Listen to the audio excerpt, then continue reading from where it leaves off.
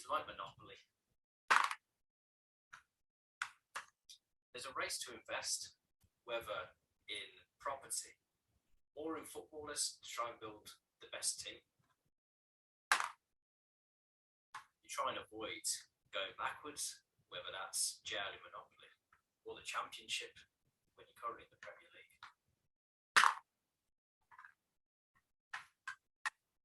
Sometimes you have no choice but to take a chance.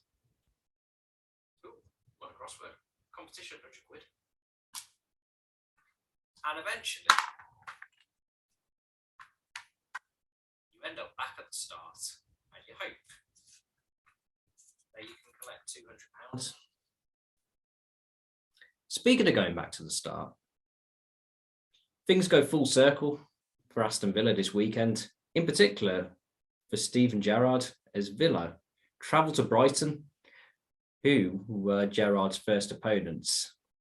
In November, how will we get on? Roll the dice, find out, and listen to us on the Talk of the Trinity podcast. Yes.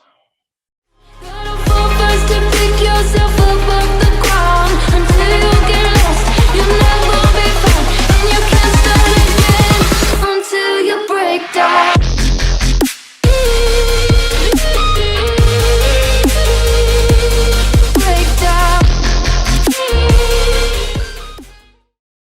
Hello and welcome to this episode of Talk of the Trinity podcast. Moment of pause for emphasis. No need for emphasis about who we are. I'm Baz Barrett.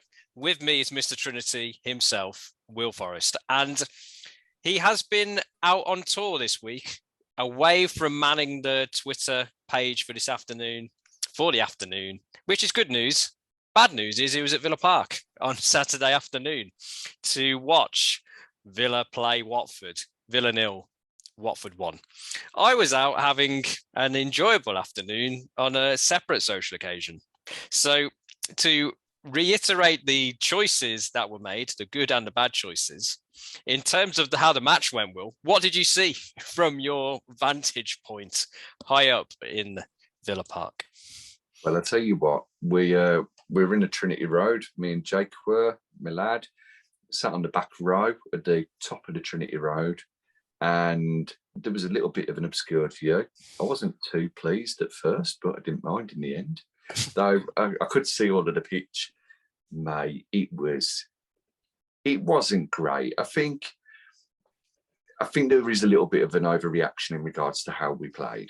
You know, we had some good spells. We did well in the first half. We were the better team. It wasn't anything like that 13 minutes against Leeds. But from what I understand, it wasn't anything like the 90 minutes against Newcastle. I, as you know, was out and about on my jollies at that time.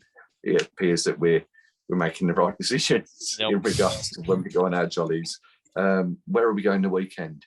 But it was one of them where first half we were trying to attack, and yet we didn't have enough shots on target. 1 out of 20, which is, it's putrid, really, isn't it? You know, But we did create, and we did look as though we could get shots off, even if they went high, wide, and weren't so handsome. You look at the one, it was like the last 15 minutes of the first half, I was quite impressed with the link up between Coutinho, Buendia and Ings, especially when Ings went through and hit the post. I think all of Villa Park thought he was putting the ball into the back of the net, and that if he did, the linesman would have put his flag up anyway, you know, even if he was onside. So there were moments of positivity, but then we went into the second half. We were on top of them. I mean, Watford had that one chance in the first half where Martinez made the great save, and you could see Ismail Yassar's pass a mile off, you know, before he played it, and it was a wonderful pass. And Dennis did very well to get round the people that he needed to, even if he didn't have to try too hard. Second half, I'd be inclined to agree with the Villa fans. It went to pot when Douglas Luiz went off, and not because Douglas Luiz was brilliant or good or average, because we changed our shape, and it seemed as though we changed to a 4-2-2-2. that Man United one that they've had recently with Watkins and Ings up front. And neither Watkins or Ings then really took the role of central striker, the main person who was going to cause the problems. Ings faded out of the game. Watkins didn't do too much. We went to a diamond as well. It could have been a diamond rather than a 4-2-2-2. When Dia dropped into midfield with Ramsey, Coutinho at the top, McGinn at the bottom, you then see Ashley Young come on for Matty Cash. And then there was Bailey coming on for Buendia, and what formation we were playing then. That could have been the 4-2-2-2, 2-2-2-2-2-2-2 formation. But overall, it just wasn't a good day for us. And Ben Foster, he's lucky. He's gone home. He hasn't even had to wash his kit. No, I think that's the frustrating thing. As much as you can say had control and 20 shots and all that, if only one's on target, then, I think it doesn't matter if you only have 2 shots or 20 shots. A lot of them were from outside of the box. As you said, Foster wasn't really tested. I mean, we've all had those games whereby the opposition goalie's had an absolute worldie, man of the match, save after save, and get hit by a sucker punch, but wasn't really the case on Saturday. And a bit of a frustrating thing was we had the Watford preview, and how Watford were going to win that game, even we picked it. And so you would have thought they would have had all week to think of an alternative tactical plan. You mentioned we did kind of play around with it a bit in the second half, but the way Watford were going to play against us was obvious. Get the space behind the fullbacks, hit us on the counter. And that's exactly how they scored, in terms of, you mentioned Young comes on for Cash, concede straight away. I mean, it's not quite, as simple as that, but I think to demonstrate Young isn't a right back, it's not a surprise. I mean, in terms of, I don't think you can criticise him for not being a right back when he's not a right back, but I think moments like that demonstrate when you haven't got the competition in the squad currently. We've got Matt Cash and we've got nobody else. I mean, we've mentioned we hope Gilbert comes back or somebody else comes in the summer. So we have the alternative option, because the alternative option at the moment isn't there. You're talking about, Ben Foster could have gone home and washed his kit. Could have gone home and had some tea the amount of time we let Sarr have for that cross. For the goal. So that's after Chambers has gone and missed the ball kind of on the halfway line. So it's not,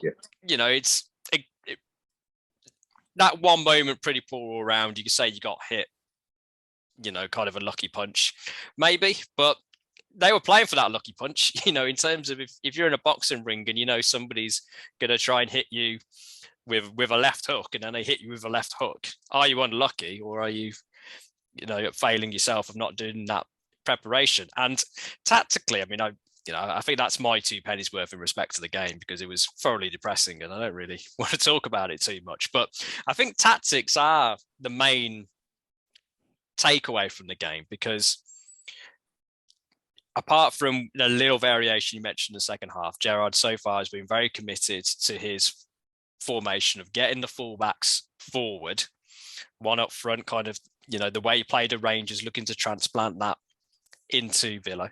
A good point was made by our friend Dave from Irish Lions, that this first time Gerrard had been in a situation whereby they only had 1 win in 7, now 1 win in 8. And so it's interesting to see how that reaction is going to take place. And one of 2 ways. Does Gerrard continue playing the formation he wants to play, saying this is the way I need these players to perform if they want to stay at Villa? And if they can't stay, but if they can't play to the formation I want them to play, they're off in the summer and we're going to go and get somebody else who can? Or do you look at it from a more pragmatic perspective and say, well, 1 win in 8, not playing very well, with a system that some of the players are coping with better than others? Do you try and do more of what you did in the second half, change the system, but change it to a system where most of the players are familiar, which would be the 4-3-3, for example, knowing that that is not the formation that you want to play next season? I mean, what are your thoughts on that, Will? Which way is the result paramount now, or is it getting the tactics right when we're probably, touch wood, not going to be in a relegation battle? I think it's a bit of both, to be honest with you. What's the point in deviating away from a formation that you know you're going to use next season? You want to get it right. You want people to step up and show that they can play in those positions, and that they are the right players to lead this team on to a European charge next season, or see if they're not and ship them out. Let's be honest, it's high time, and this goes off course a little bit. It's high time that Morgan Sanson got a run out in the team. But I'd stick with the 4-3-2-1, and I'd make minor adjustments. Maybe we cashioned in and say, I don't want you both pushing up as high as you are. We want you pushing up, but we want McGinn and Ramsey to be able to push up more, because they're constantly overlapping them, leaving those two back. And when Ramsey was receiving the ball on Saturday, he was receiving it very deep. And by the time he was running towards the Watford goal, there's one or two players in front of him. You saw the shot he had that just went over the crossbar in the first half, and 3 Watford players managed to get in front of him because of how deep he picked up the ball or how deep he had to run from. So I'd stick with the 4-3-2-1 Christmas tree formation, providing that is what he wants to do next year. Now, if Gerrard and Beale and the rest of the camp are thinking, you know what, we're open-minded about formation, let's just get something that works, and then let's get players to fit that formation when we going forward into next year, then maybe a 4-2-3-1 would be better for us. And the reason I say that is we haven't got Nakamba to play defensive mid. Nakamba, I think, really was the linchpin for this formation that we're playing now. You can see that from what you said to me off air. Nakamba's a lot deeper than Douglas Luiz's in regards to his positional playing matches. So we're obviously missing that. Unless we can get someone in to replicate that and sit as deep as he was, we're probably not going to get the results that we did. However, if we're going to change formation, I wouldn't go 4-3-3, because again, you need a holding midfielder and no one sitting as deep as Marv was. I'll go 4-2-3-1. The back four picks itself on its day, really. With having Ben Crishen, Courtney Hawes, Callum Chambers, and some bloke from off the street as your starting back four. No, if you angling for a game there, Will, not at fullback. You've got your Cash Conte, your Mings, and your Din. You have 2 players who can drop in and help out the defence, but are also good passers of the ball as your centre mids. Morgan Sanson and either Louise or McGinn, one or the other. Then you have your 3 behind the striker, and I'd have Ings up front. And I saw on Twitter, and I had a bit of an interaction with someone who said they'd have Buendia on the right, Coutinho in the centre, and Ramsey on the left, because Ramsey's got more legs than Coutinho. I'd swap Ramsey and Coutinho for the fact that Coutinho's used to playing on the left. He played there for Liverpool, he played there for Barca. He likes to cut in and drift. He can always swap with Ramsey, but if you're playing a match and you're 2-0 up against Brighton at the weekend and you think, hang on, we need to go to a 3-man midfield, it's easier to just get Ramsey to then sit a bit deeper rather than having to swap 2 players to then pull one back into the centre of midfield. But if push came to shove, I'd stick with the formation we've got, and I'd just tweak the personnel and say to those that are coming into the team, like your Sanson, maybe Iroegbenham, and say to them, this is really now your opportunity to stake a place in the team for next season. And for Iroegbenham, if he plays well enough, why wouldn't you keep him in the team? It's that age-old saying, if you're good enough, you're old enough. And Sanson is a Champions League midfielder. Why is he not good enough to play for a mid-table Premier League team at the moment, which is what we are? I mean, do you see a way back for Sanson, or do you think it's going to be au revoir in the summer? With Sanson, and you could probably put 3 or 4 other players into this, Watford Preview, we're expecting him to play and others to play. because Gerrard pretty much said after the Newcastle game there were going to be big changes. So I think we were all quite surprised to see the team sheet against Watford when there was only one change with Ings coming in for Watkins. So you can see how that team talk went. Gerrard saying, go and prove me wrong to those players after the Newcastle game. They didn't, because we were just as, well, maybe not just as bad as we were against Newcastle, against Watford, but not great. I mean, in terms of talking about Ben Foster did nothing in the Watford goal. Martinez, I know you mentioned off air, was probably our man of the match, which I'd agree with based on he made a couple of great saves. So no one else has covered themselves in glory. So whether Sanson deserves a chance in the team, you've had 2 goes at it. You've kept the same, demanding an improvement, and you haven't got it. So, I think there's a potential danger ahead of, Brighton or the games after that. If we carry on with this level of performance and don't make changes, and so people like Sanson, he's the more established player in terms of where he's in his career, more experience, he'd be expecting to play. We've got younger players, Tim, who, if they're good enough, they should be playing, but they haven't got that, expectation of being in the team. But either end of the scale, if what in front of you in the starting 11 isn't performing, you're both going to be on it.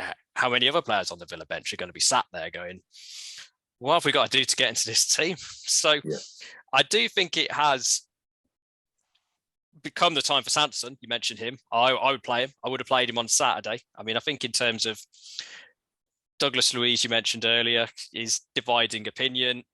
I don't think it was his worst game on Saturday. He obviously didn't play very well, but I don't think it was terrible. But, the role he's in to play the team is the Lallana role you mentioned.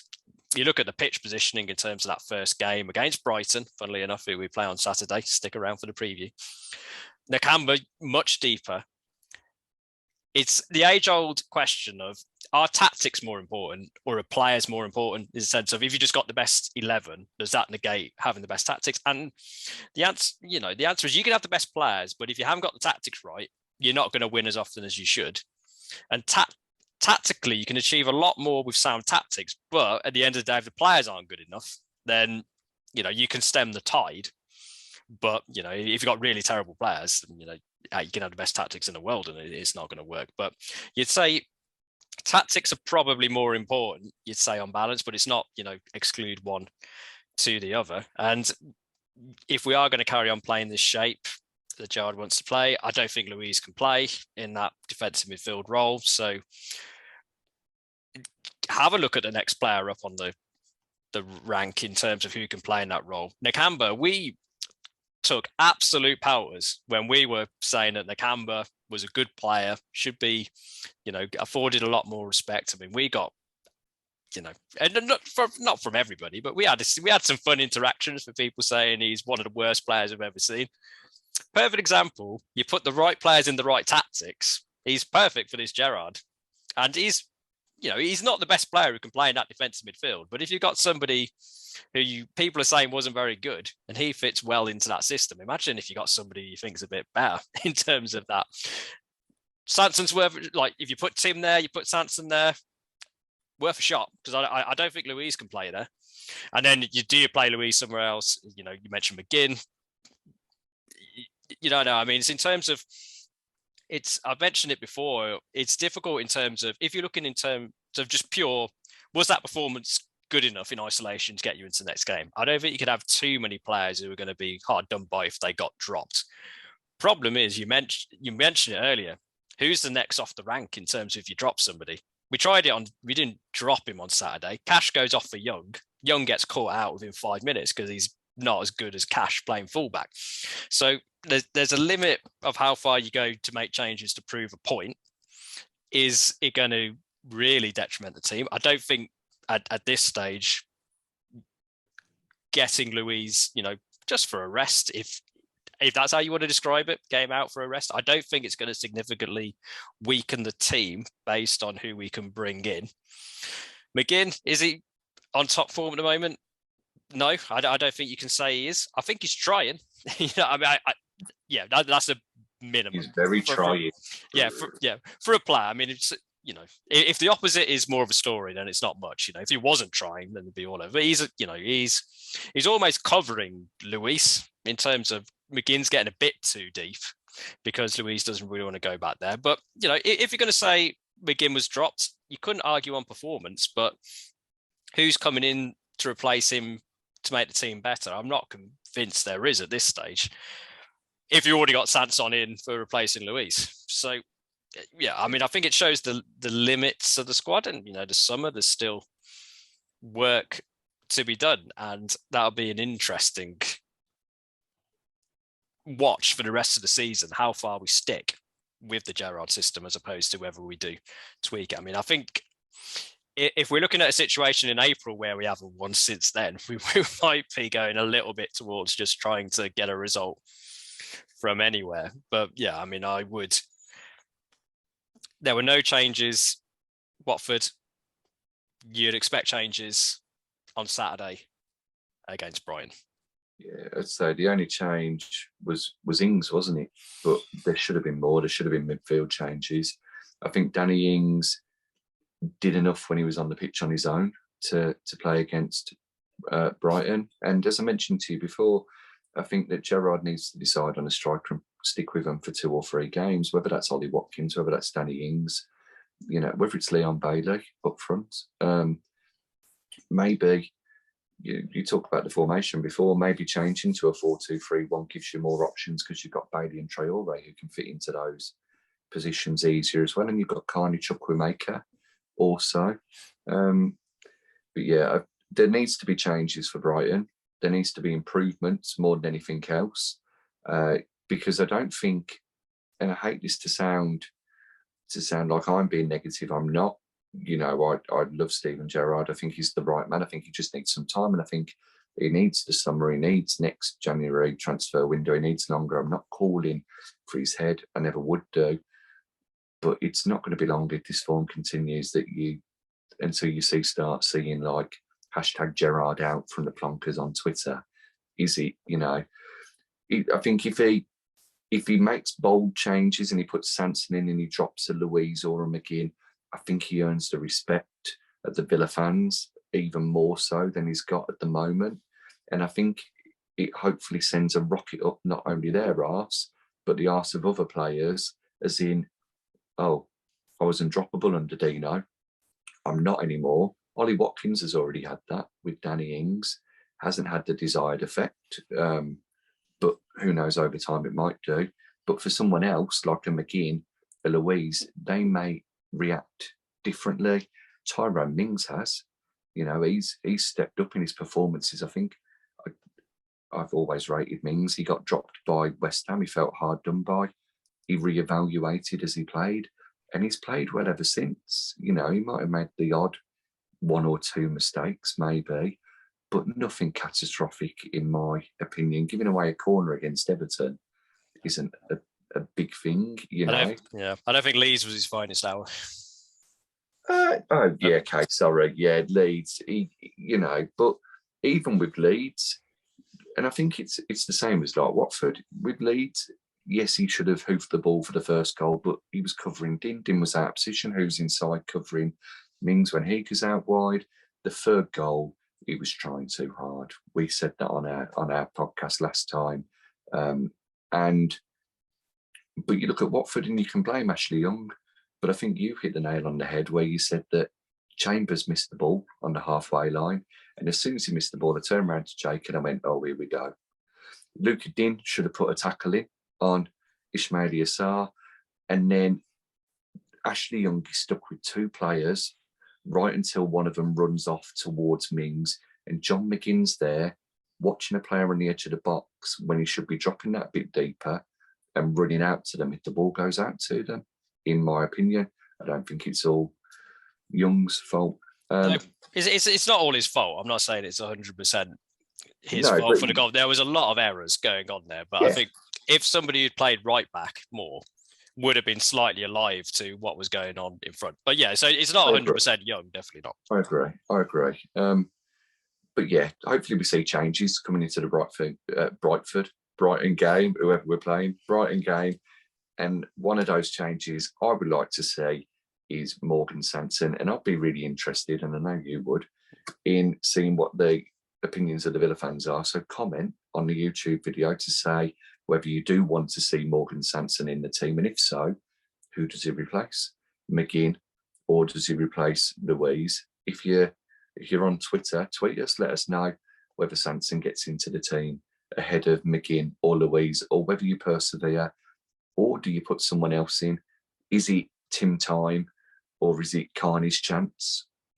Yep, and get those comments rolling to us. And just very quickly before we move on, I just want to pick up on a point you made in relation to Gerrard and Dean Smith.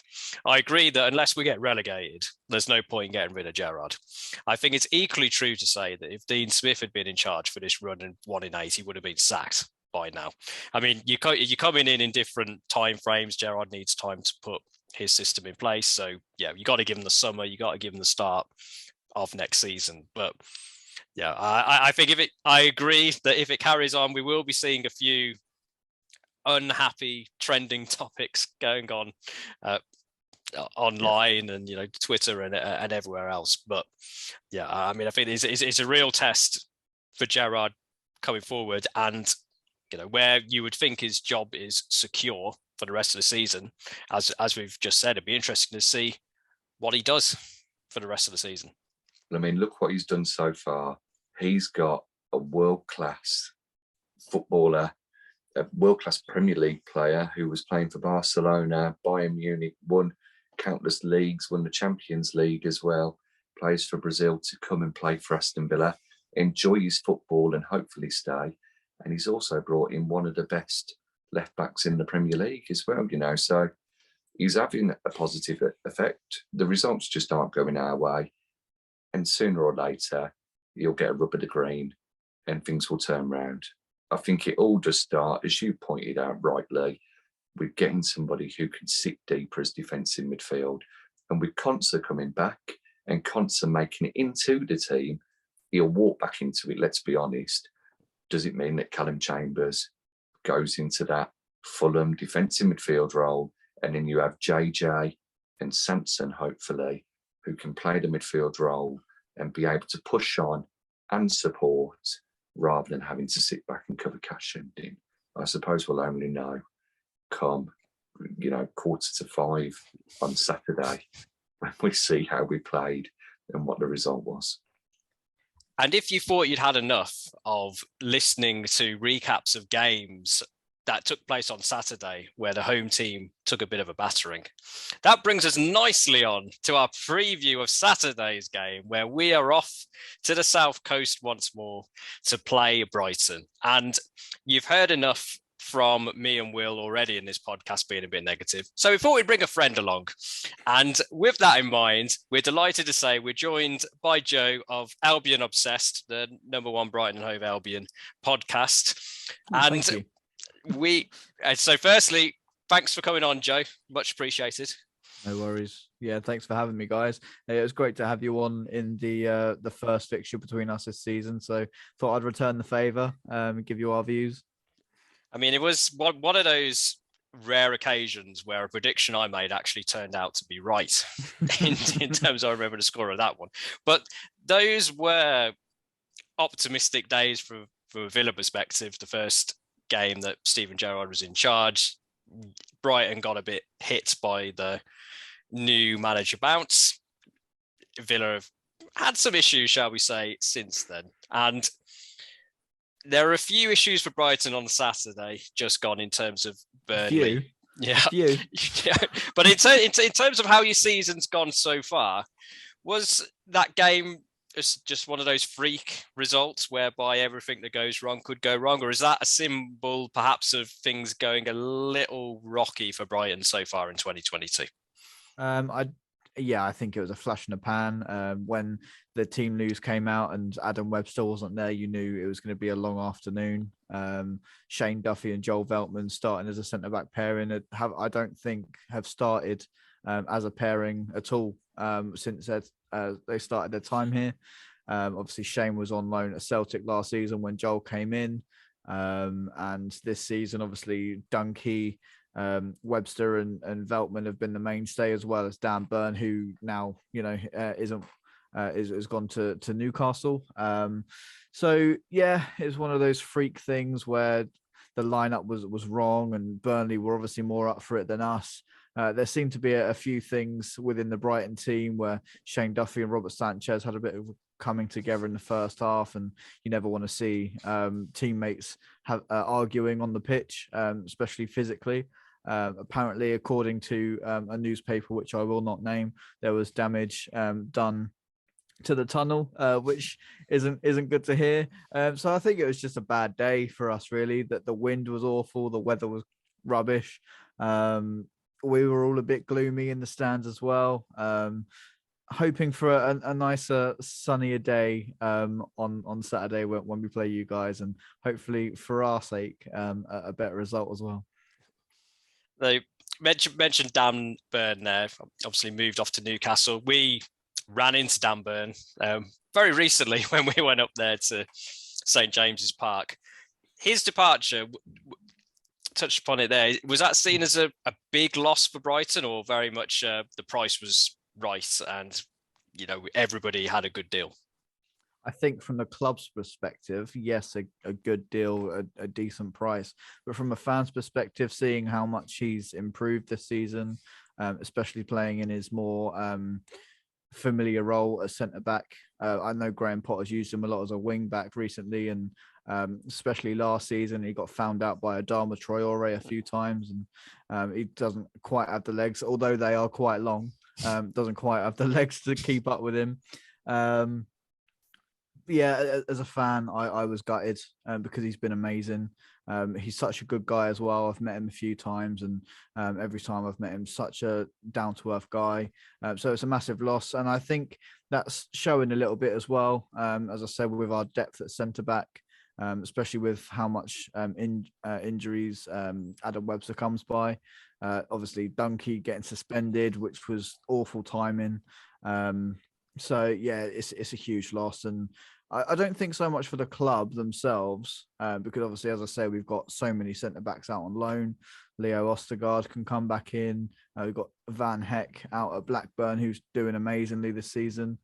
So yeah, it's just a waiting game now, really, to see them come back into the side and hopefully stay with us, and we can revert back to our 5-back system, which works a treat. I say though, enough of the negatives about Brighton, because from an outside perspective, looking in, seems like it's been a very successful season in terms of only the top 3 have lost less games than Brighton. Outside sneak of Europe, perhaps, if other teams fall a little on the wayside. So yeah, it must be a lot of happy fans down on the South Coast in terms of keeping Graham Potter in charge. I know there's been various talks with various teams, but it seems like a club, well, quite literally on the up in terms of the league table and going in the right direction. Yeah, we're definitely getting there, and we've got a fantastic owner. We would obviously argue, because we're biased, that he is the best owner in the league, up there with Leicester's owners. I know they like their owners a lot as well. Yeah, he wants top 10 Premier League football season in, season out now. Hopefully we will get that this season. Obviously, if we're going off the last game, we've got an awful run in, obviously, with you guys, because you are a tough team. And then we've got Liverpool, Tottenham, and then Man City, all in a row. So yeah, it's going to be a tough and telling end to the season. But yeah, as you say, that there are a lot of positives to take from this season, and it's been a dream, really. Even talks of Europe, we won't get Europe this season, but even the fact that we're involved in the talks for Europe is utterly mad. You go back 6 seasons ago, 7 seasons ago, when we were playing under Sami Hyypiä in the Championship, fighting to stay up, and it looked like we were going to go down to League One, and we stayed up with 4 points or something crazy like that. And yeah, I would have snapped your hand off to even, as I say, be in the conversation for Europe. So hopefully next season we can go that one better, but this season's all about hopefully finishing in the top 10 and above Palace, which is the main thing.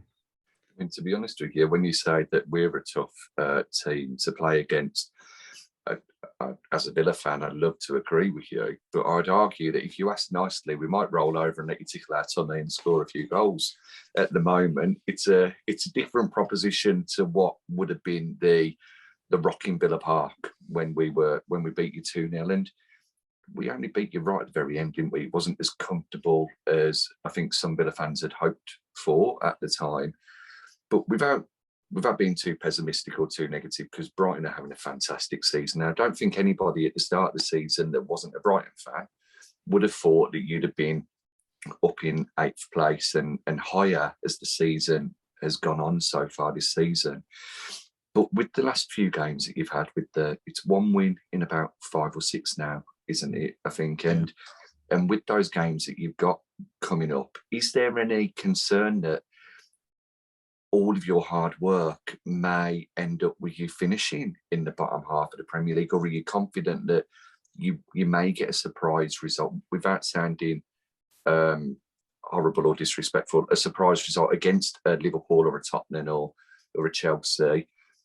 Do you see yourselves potentially finishing lower than you deserve to finish this season? Yeah, I think obviously with this string of games, it's really harsh on us. Just with obviously in any games that have been postponed, any that have been rearranged due to COVID or whatever it may be that they postpone it for these days.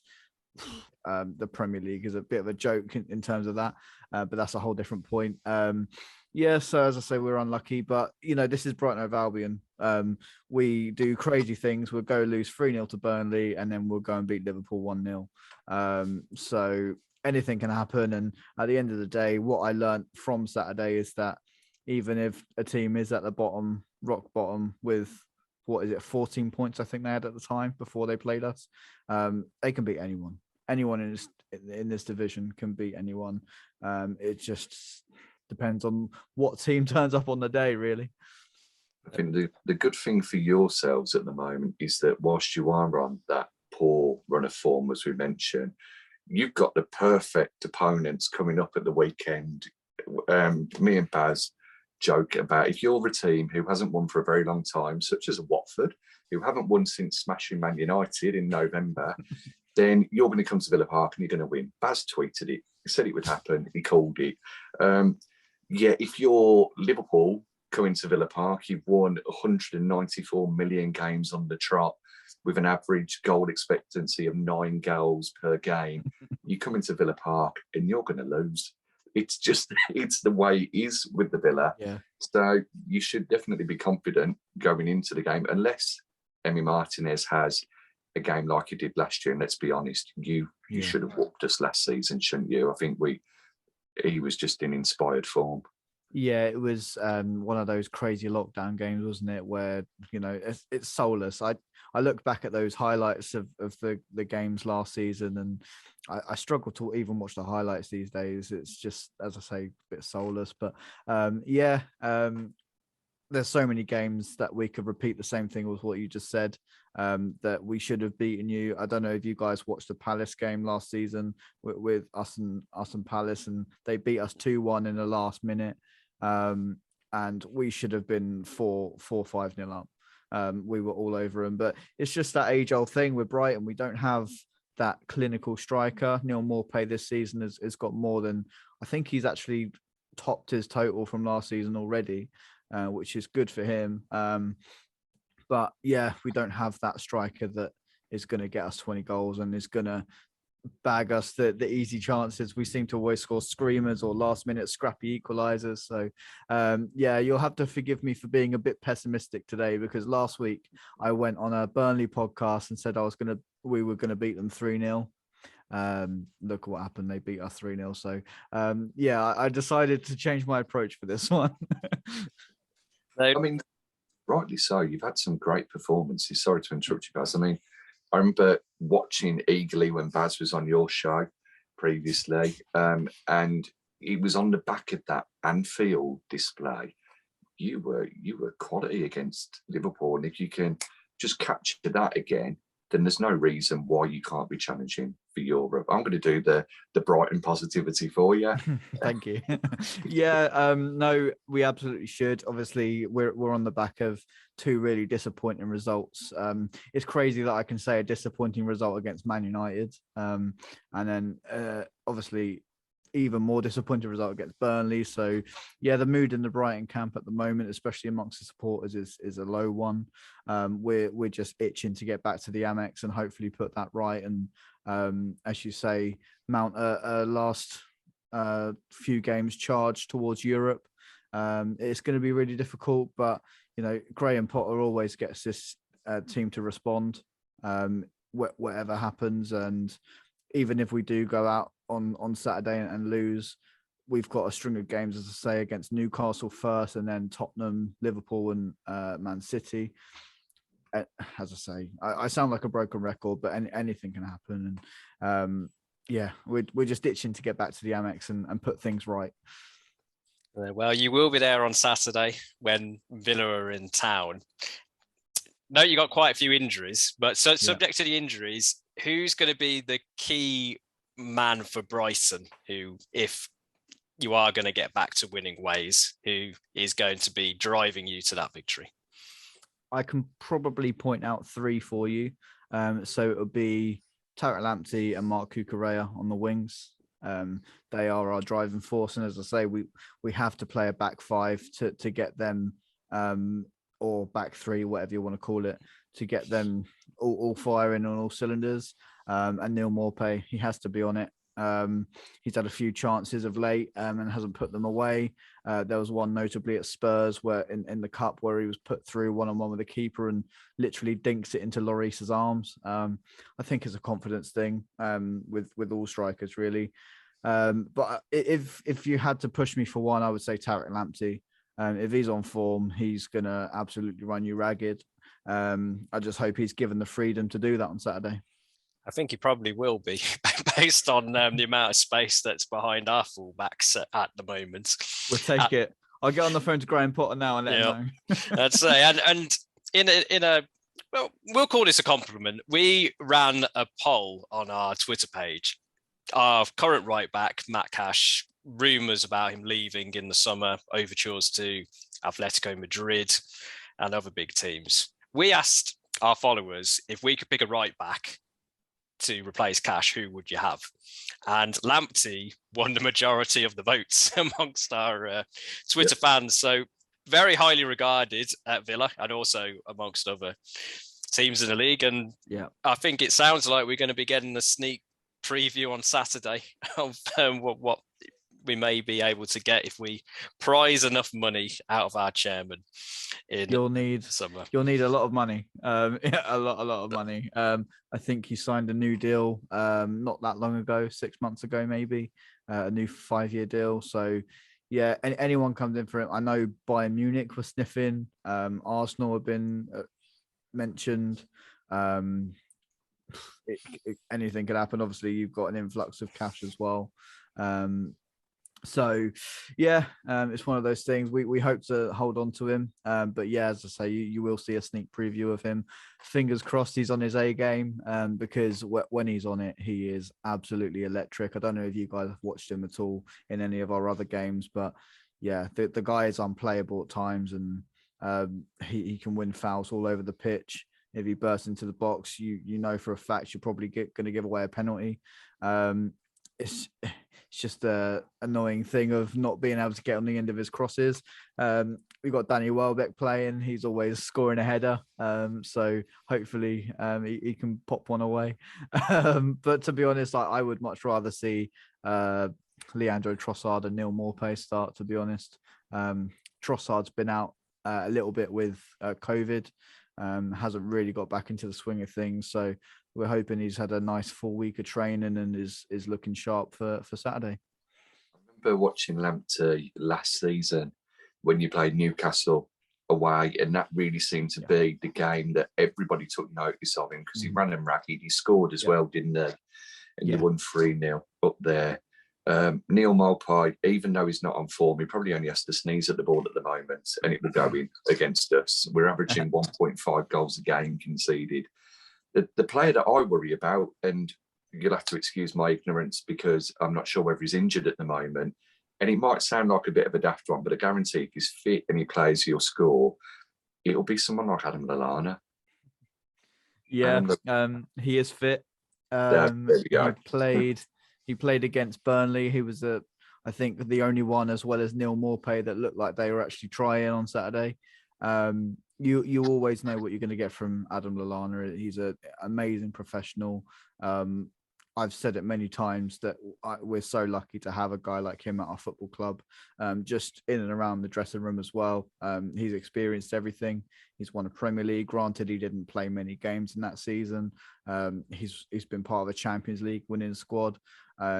As soon as he signed for us, I just had to get him on the back of my shirt because he's one of those names that you just never think is going to ever come near your club, whether that be, I don't know, if they're 35 or whatever. But yeah, as soon as he signed, I was like, yeah, that is the guy that needs to be first name on the team sheet every time.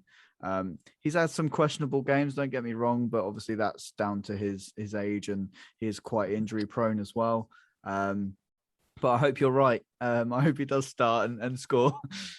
Oh, well, I don't want to be right, if I'm honest with you.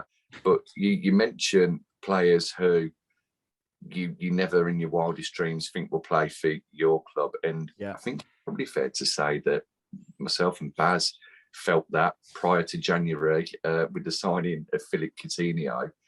Is he the man that you're watching out for come the weekend, or is he somebody else? 100%. And I think I'm going to have PTSD from it as well, because the first season we played, I know I shouldn't talk about PTSD so lightly, but he came to the Amex first season. We got promoted to the Premier League with Liverpool. Granted, that was 5 seasons ago now, and he's probably lost a little bit of pace, but class is permanent. And he ran the show. I think he scored a hat trick. I know Brighton fans will probably correct me if I'm wrong about that, but he definitely created all of their goals. And yeah, he's class. When he came back to the Premier League, because obviously he hasn't played much at Barca. He's been one of those names that have just sort of died down.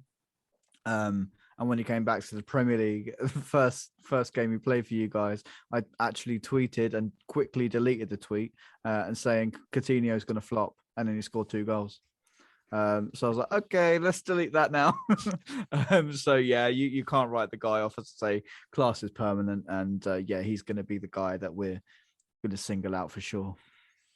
Then yeah, if he's playing on Saturday, a lot of the players going to go through Coutinho. I mean, he's already made such an impact in such a short space of time at Villa. I mean, from a Villa perspective, there was, as you said, the concerns about whether he was going to be fit enough.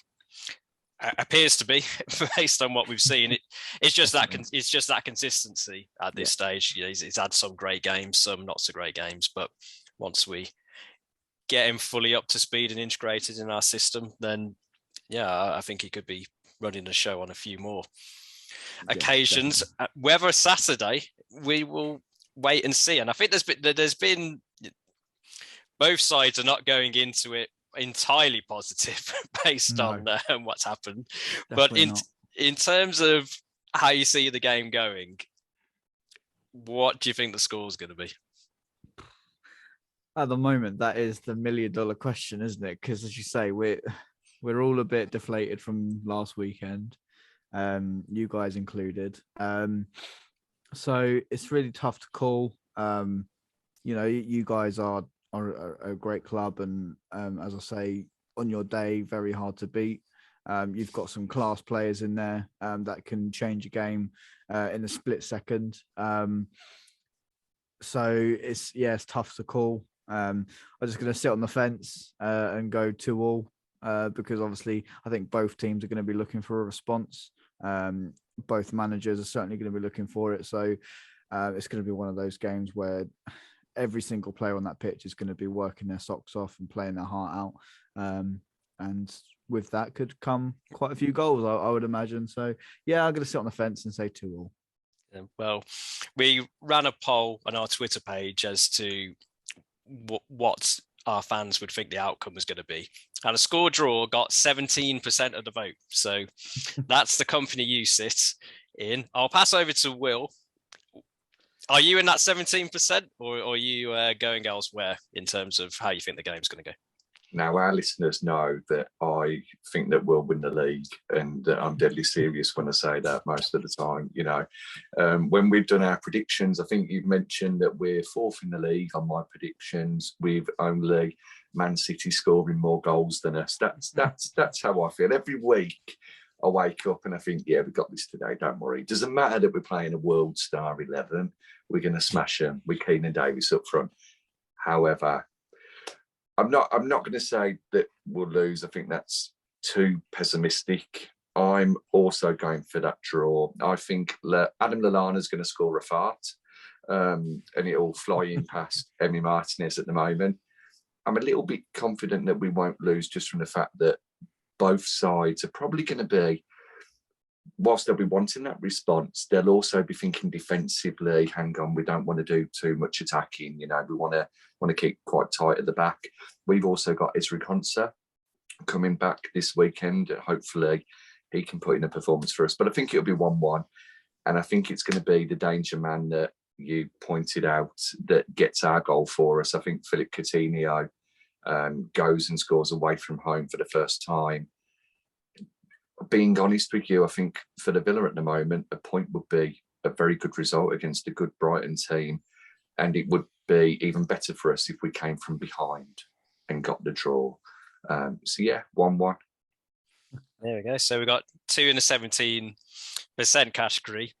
I'll go through the other 2, which I'm not going for, because I'm going different. I'm going away from the score draw. But we had 30% going for a Brighton win, which, as Will said, is quite high in terms of our usual polls. And less than half, 47%, have gone for a Villa win. Again, that's usually higher. So by the process of elimination, I'm going for a draw as well, but I'm going for 0-0, which puts me in the same bracket as 6% of our fan base. You mentioned it earlier, the game last season where basically Brighton battered us and we had an inspired performance from the goalkeeper. I think hopefully it won't be quite as one-sided on Saturday, but I think for Villa, the main objective is going to be to tighten up defensively and not to lose. Yeah. If we can get something on the counter, get in some attacking positions, then obviously that will be very nice and we won't turn it down. But we mentioned in terms of where we think the space is going to be if we play the way we did against Watford last week behind the fullbacks. I'd like to think we might tighten it up a bit in terms, especially you mentioned Lamptey, you've got threats who can be identified. So I hope we tighten it up. If we do that, then I can see it being a bit of a cancelling out exercise from a Villa perspective. It'll be stop Brighton, and if we got time, go and score. And we've had a few issues in terms of our centre forwards. Regular listeners will know there's hasn't been some consistency in that up front position. So stop goals going in first, I think, will be the primary objective, and then hopefully a Coutinho moment of magic, perhaps. But I agree with Will from a Villa perspective. It's just stop the rot, don't lose, then move on to our next game, home against technically a fellow South Coast team as well, Southampton, following week. So, yeah. So. Yeah, people always say, well, I say people.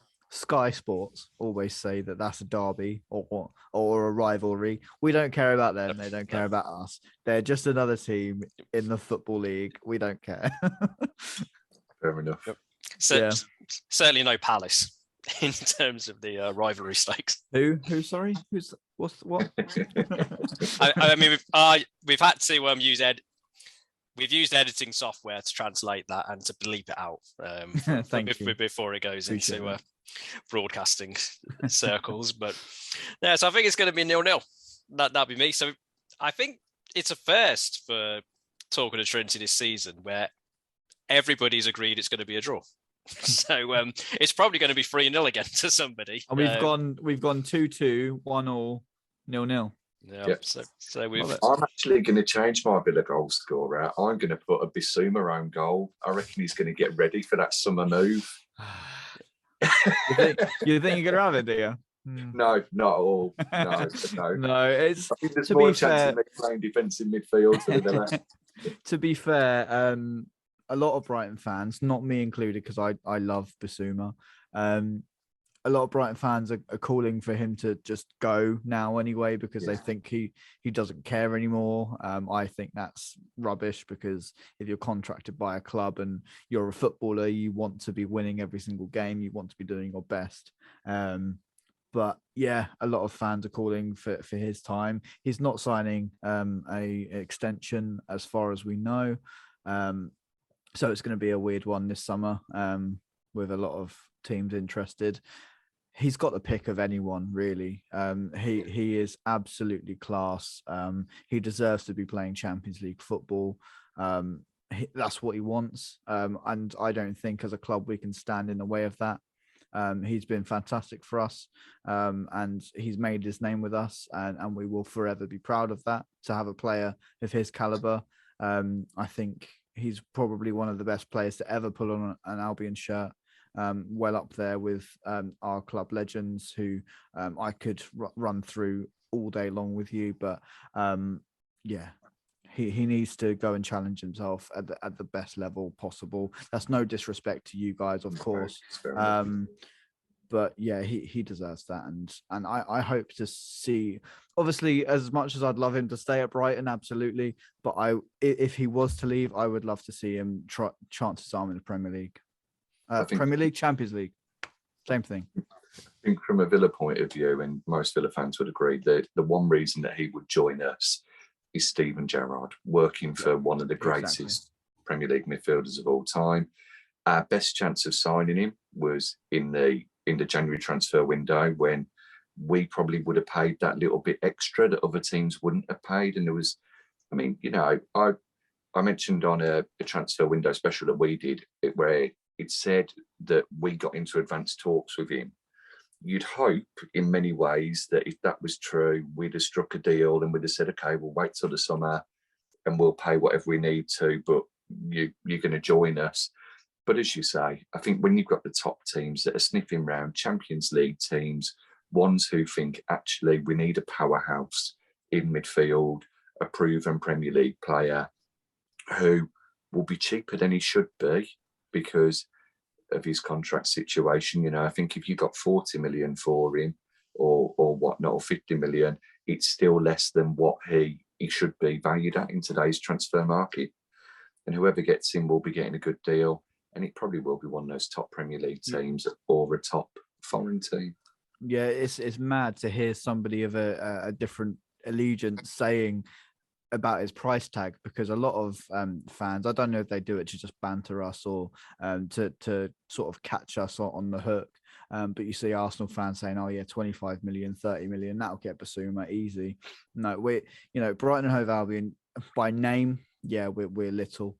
Everyone thinks we're a small club, but we are one of the best run clubs in the world, I would say. Our owner isn't going to just sit there and turn over because a £30 million bid has come in. And, £30 million to Brighton Hove Albion 10 years ago, that money is huge, massive. Now we're talking hundreds of £1 million in prize money, TV money, etc. Our chairman would be demanding at least 60. I think there's two things from that, isn't there? You've got 30 million is the price that you pay for a box standard Premier League player nowadays, really, or for a good Premier League player. Even for the best of the Championship, if you look at Emi Buendia and Ollie Watkins over the last 2 years with us, the price of a player all depends on their worth to the football club. You might say that Declan Rice is worth 50 or 60 million, but to West Ham, he's worth close to 100, if not in excess, because of how valuable he is to that team. It's the same as Jack Grealish. Everybody was saying he's not worth 100 million. Well, he was worth 100 million to us. And if you want to buy him, you've got to pay that money because we don't have to sell him. I suppose that Brighton could gamble and say, if you don't give us the 50 or 60 which is the minimum we want, then we're quite happy for you to carry on playing for us and you can leave when your contract's done. But teams will have to pay that money, and one team will come in and do it. And I think if none of the big teams will, a team such as ourselves or a team such as Newcastle or even a Tottenham potentially would come in, pay the 40, 50, 60 million that you want, and you'll get it one way or another without having to risk losing him for a free. Yeah, exactly. But obviously, 18 months left on his contract now. Well, it'll be 17 months left now. And as I say, not signing a new deal. Come summer, it'll be 12 months left.